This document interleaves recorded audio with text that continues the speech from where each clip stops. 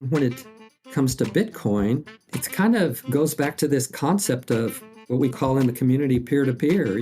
We know what we do. We know Bitcoin is sound, and the infrastructure has developed to a point now that it works fairly well, and it just needs to scale. And I really feel like that's where we're at with Bitcoin. It's proven to the point that an infrastructure has developed, and all we're doing now is waiting for it to scale. So if somebody feels like they're late to the game, I think not. We're right where I think I'm happy to be, ready for it to scale. And I'm so happy now that Direct Med Clinic can accept Bitcoin for payment for services.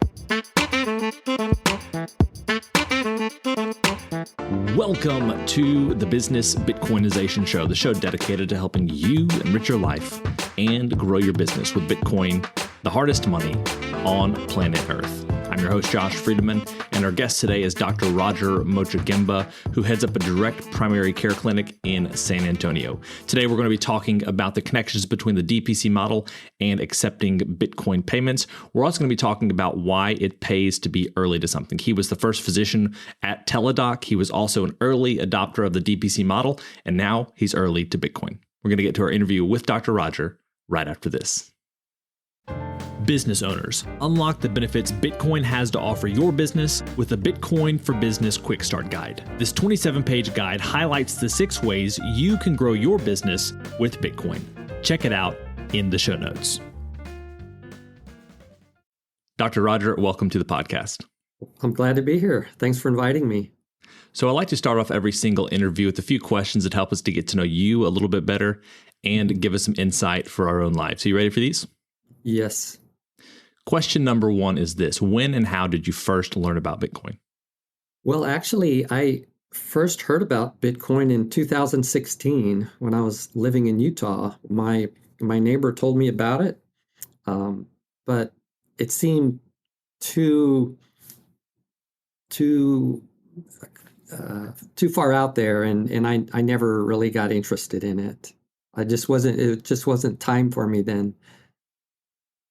And so then last year, a trusted friend of mine was telling me about stuff he was doing with crypto, and then my interest peaked at that time. And then I got an email from John Gordon at Satoshi Health Advisors telling me how I could incorporate Bitcoin in my practice. So that's how I got started with Bitcoin. That's how I heard about it, and that's how I got started. Question number 2 is, what's an insight or fact about Bitcoin that you wish everyone understood? I wish that everybody understood that it's a form of currency and it's not just something to invest in. And most importantly, is it's decentralized and it's direct. And that kind of makes it immune to corruption and moral hazard. So that's, I think we'll talk a little bit more about why I really like that, because it relates to the way I practice. Now, question number 3 is, what is the Bitcoin resource you most recommend to other people? I really like The Seventh Property by Eric Yates. That was the perfect book for me because it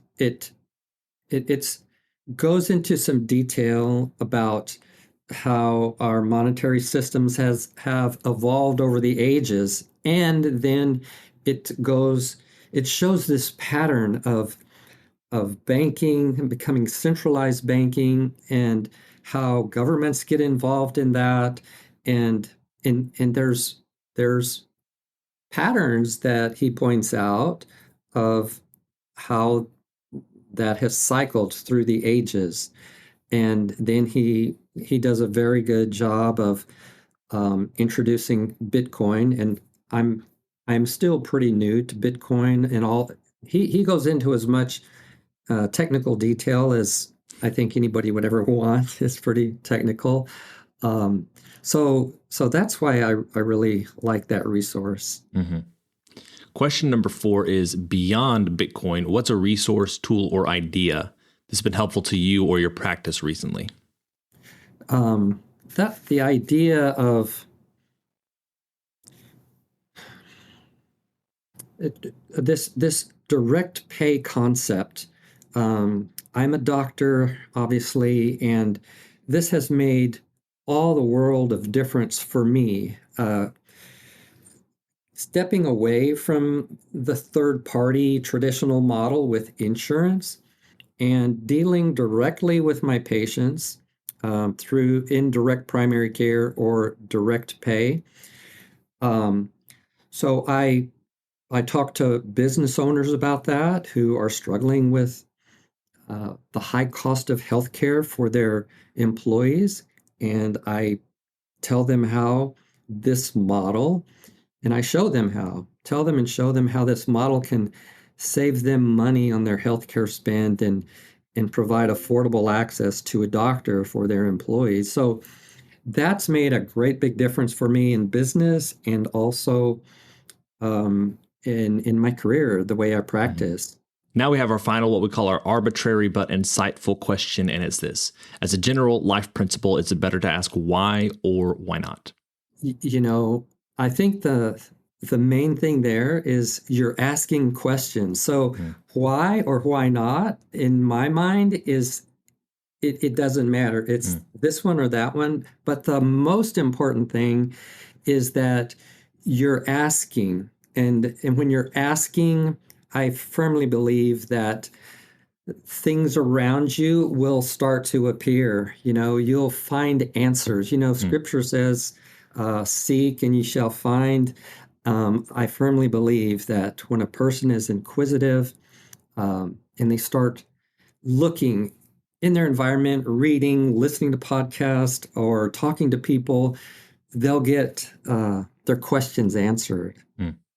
That's a great answer. I don't think we've ever had just an ask questions answer before, but I think it's a good word, good thing for people to remember. Today's episode of Business Bitcoinization is proudly brought to you by Velis Commerce, where the future of business technology meets Bitcoin. As we journey through the era of Bitcoin and its transformational impact on businesses, there's one name that stands out: Velis Commerce. Whether you're looking to build a cutting-edge website, a seamless mobile app, or custom software, Velis is your go-to team. They've been diving deep into the world of Bitcoin since 2014, making them one of the most experienced groups for integrating Bitcoin and Lightning payments into a variety of digital platforms. But here's what truly sets them apart. Velis Commerce doesn't just build. They bring a wealth of knowledge to ensure your project's success from day one. Their team understands the nuances of Bitcoin, ensuring that your business stays ahead of the curve.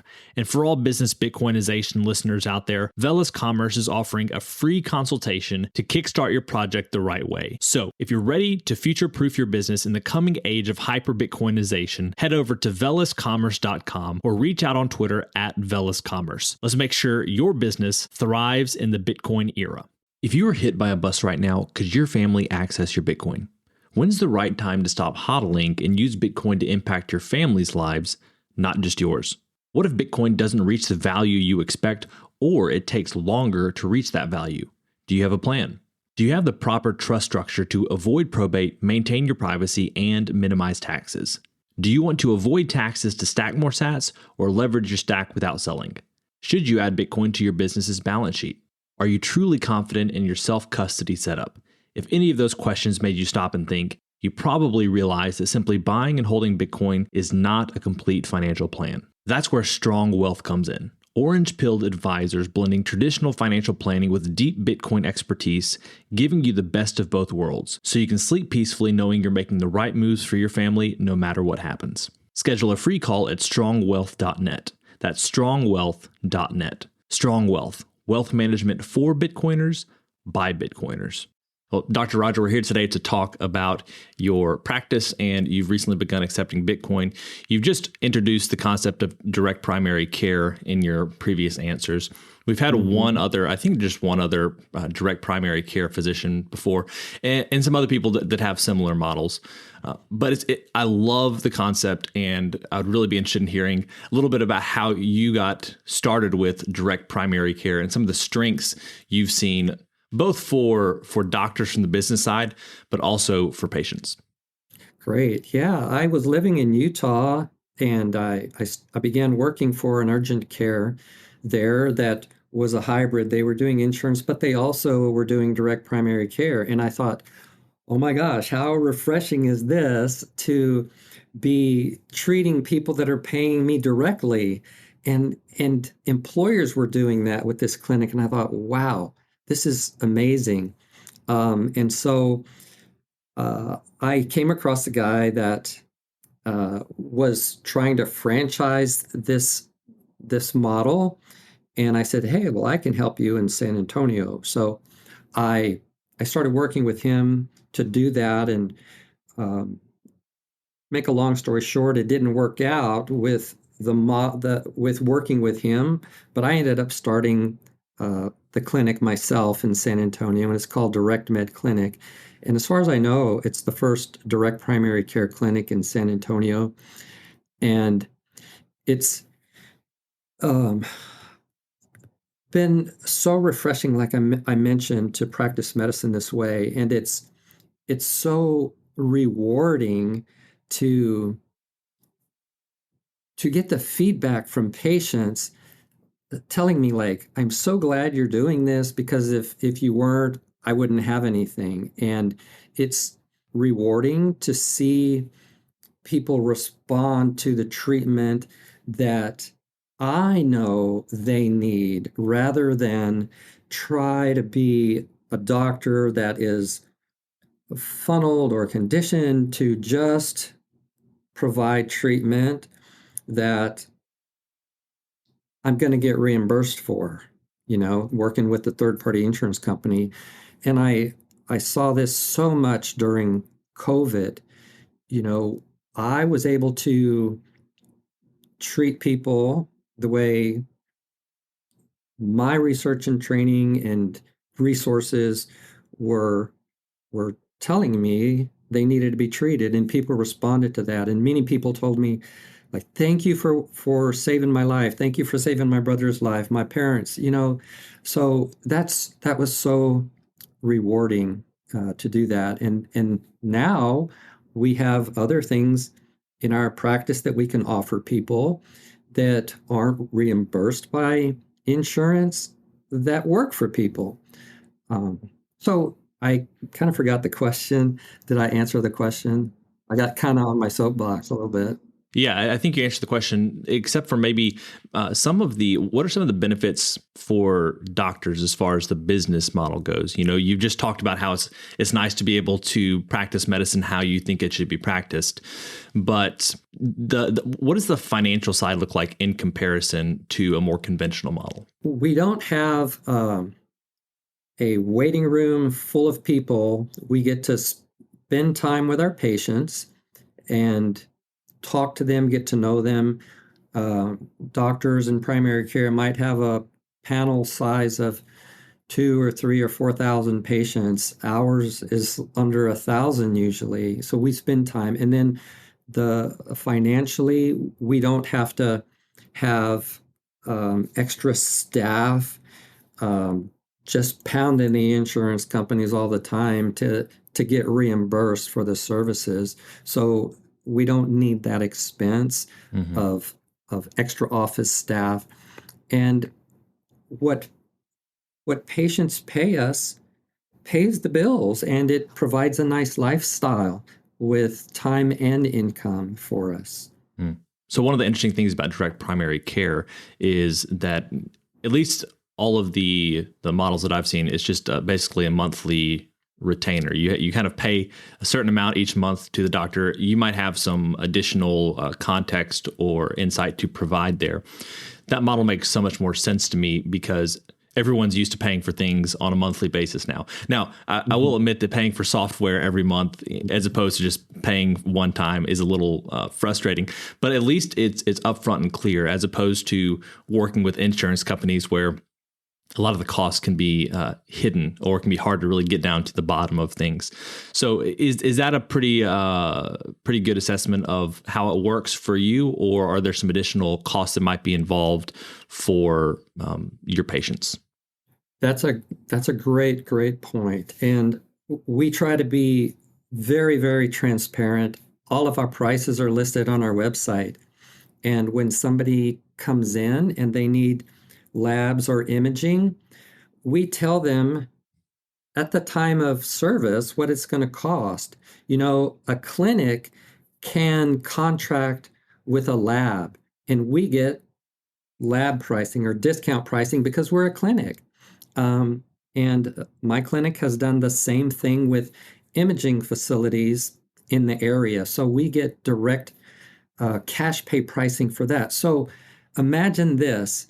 If you're a patient and you're in the room with the doc and he says, well, I think we're going to need a chest x-ray, go up to the front desk and tell him, So at the front desk, our patients will pay $50 or $75, whatever it costs for a chest x-ray, right there. And then they go get the imaging and they don't pay again. So it's upfront and it's transparent. If someone needs labs, like the basic labs we get on most people, the routine labs, might be $20 or $30 with us. Then if somebody tries to go through their insurance, that same set of labs might be $100 or $200. So how cool is that? That as a patient, what it's going to cost you. So it's a wonderful model. Actually, I'm so passionate about the affordable access to primary care that a couple of years ago, I testified at the state capitol in Texas to a special committee on healthcare that we just don't need insurance for primary care, because I'm proof that we don't. It's affordable and it's accessible. People can reach us same day or next day for an appointment. They can text us. After hours visits, if they need us, we'll do a virtual visit with them or we'll text them. Our goal is to keep people out of the urgent care and emergency room so they have access to us. How realistic is it to have no insurance? Like you've just said, direct primary care can operate without insurance. How realistic is it to have a medical system where it's direct primary care and maybe health sharing or crowdfunding type services such as Crowd Health, as opposed to our current setup with a conventional approach with insurance companies being involved every step of the way? Is that realistic for an entire state or an entire country, or are there reasons why it wouldn't necessarily work? That's a great question, Josh, and it is realistic. In order to make it work right, I think that we need to take a look at what insurance was designed to do. It's designed to take care of the major catastrophic stuff that's going to break the bank if it happens to us. For example, if we need a major surgery or if we get cancer, well, we all need to pay into a fund that's insurance that will help us. That's what insurance was designed to do.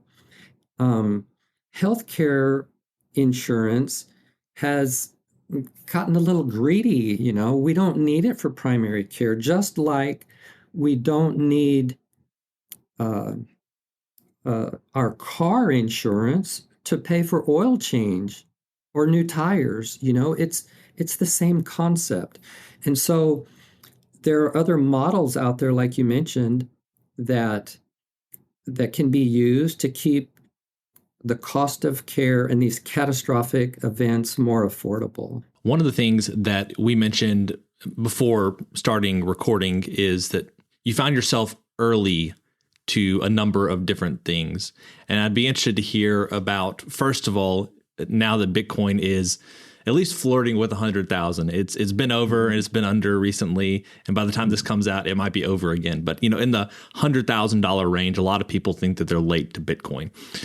Could you talk about kind of being early to things, including Bitcoin, and how that has been beneficial for you? Yeah, I love finding ways to do things better, and I think because of that, some things have come on my radar that I've been able to help develop and grow.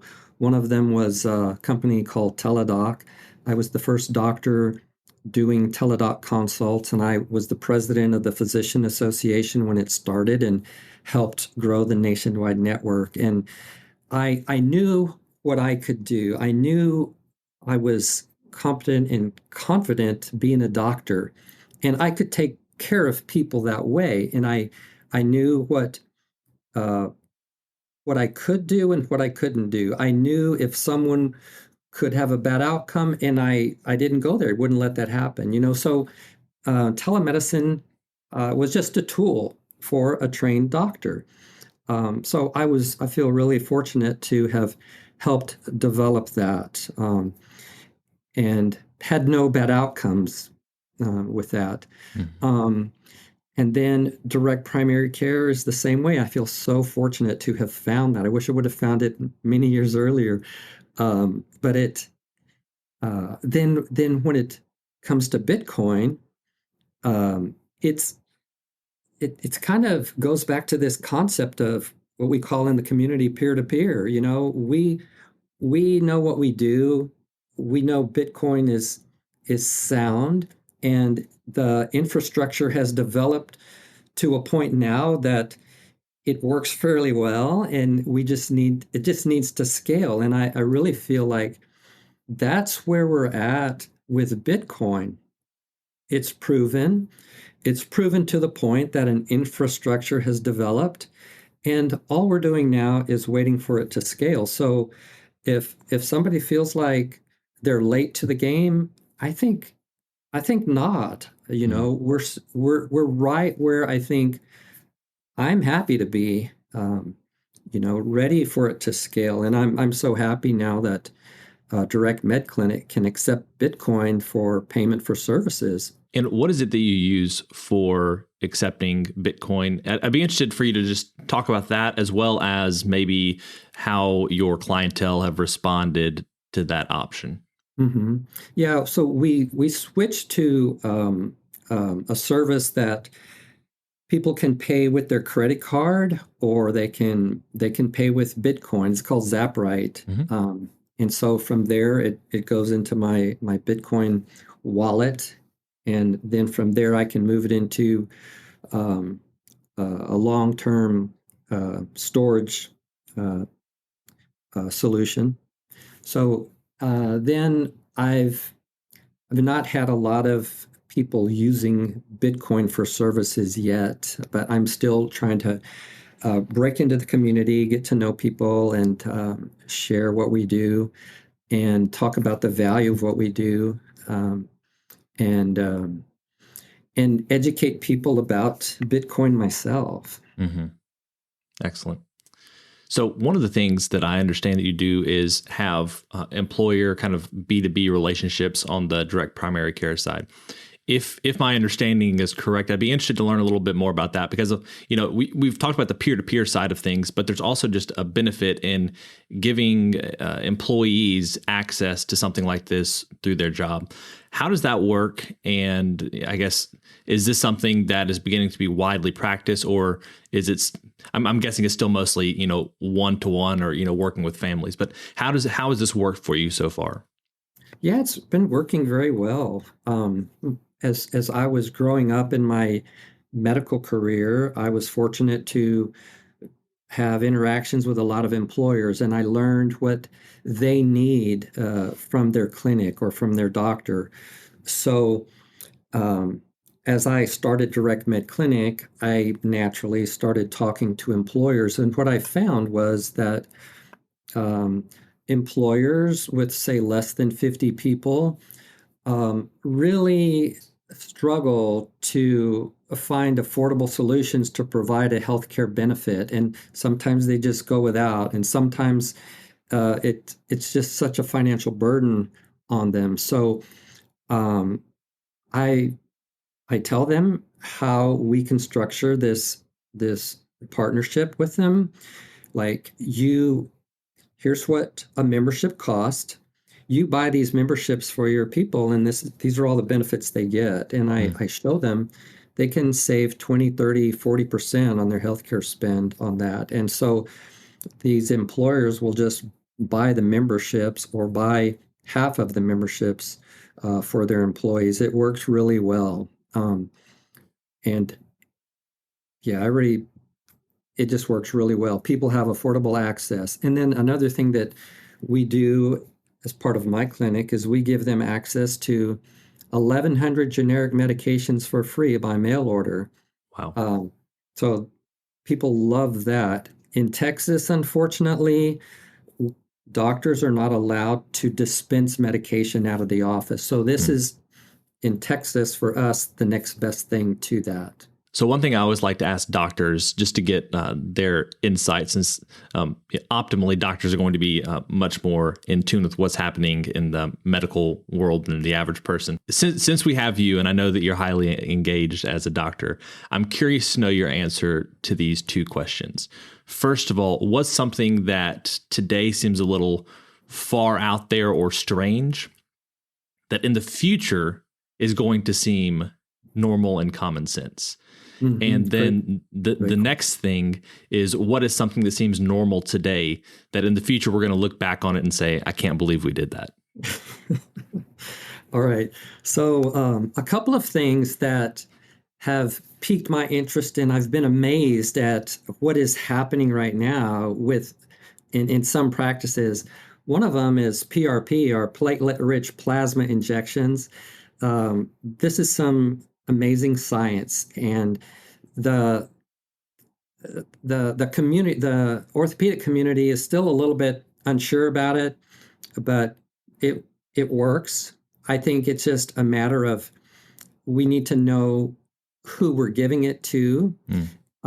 We need to have the right indications. In other words, we just have to have the right fit, and we'll have good outcomes with it. We've started to do that, and this is something that's not traditionally reimbursed through insurance companies, but it works, and it changes people's lives. So another one that I've come across recently is I met a doctor who started a practice administering red light therapy. So he told me some of the cases he had, and it's just blows me away. So that's something those are two things that are new that I hope that we will find their place in medicine, and it'll be developed to help people and change their lives. And then the other question about in the future, we'll look back and say, I can't believe we did that. I think that I hope that we'll look back and say, oh my gosh, I can't believe we were eating some of the stuff we were eating. Yeah.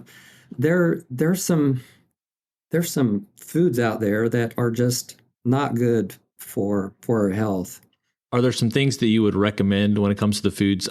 Obviously, there's maybe a spectrum of things you should and shouldn't be eating that are either bad or absolutely terrible for you. But are there certain things you would say definitely stay away from at this point in time? You'd feel comfortable saying, don't eat these things? In general, the more whole foods, the better. And the less processed foods, the better. There was another thing that I wanted to mention, is that one of the things I love about Bitcoin, and I think why it resonates with me so much, is because in my model of direct primary care, it's direct, and then it's in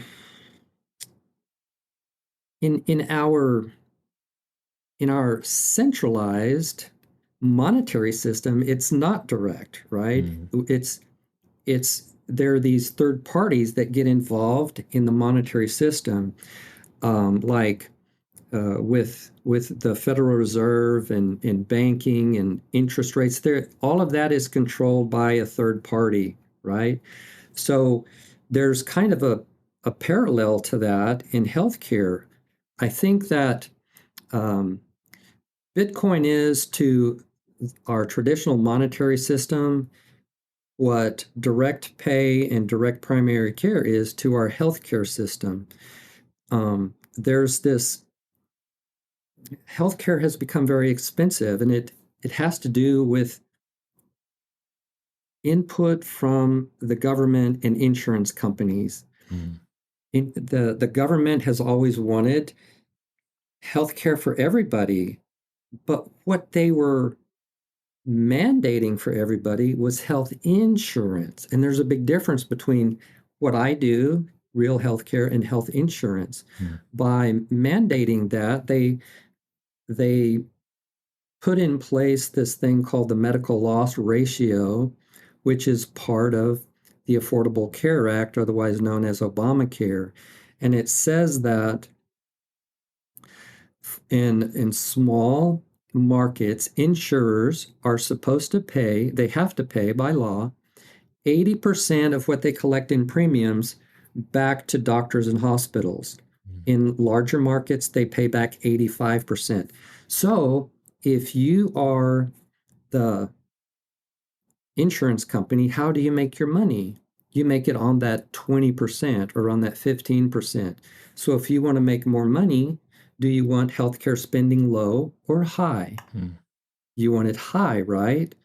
So that's just an example of how too much government involvement can kind of backfire and causes bad outcome that so many people experience with the high cost of healthcare. So in the direct pay model, we don't have that. See, it's you are a patient, I'm a doctor, you have a sickness, I know how to treat that. And so there's this direct relationship, the doctor-patient relationship, okay? So I think that's part of the reason why I'm very attracted to Bitcoin and the whole Bitcoin community and the Bitcoin movement. Dr. Roger, I appreciate you sharing today. And I do think there are a lot of connections between direct primary care and peer-to-peer payments with Bitcoin. So I appreciate you integrating the two. Are there any final thoughts that you have with us before we finish up today's interview? Yeah, I hope everybody will look into this direct pay model for your own benefit. It's a wonderful way to practice medicine and have a relationship with your doctor. And I want to thank you for inviting me to come on the podcast and visit and share. And where can people go if they want to keep up with what you and your clinic are doing?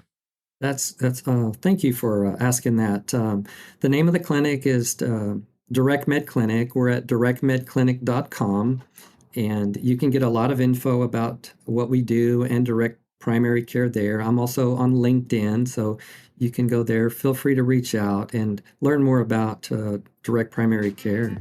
Great. Dr. Roger, thank you so much for your time today. It's been a pleasure. Thank you, Josh.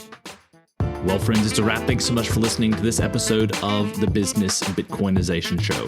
If you want to reach out to either me or Dr. Roger, you can find those links down in the show notes. And if the DPC model is interesting to you, be sure to see if there's one in your area. As always, keep building, keep growing, and until next time, keep living and leading.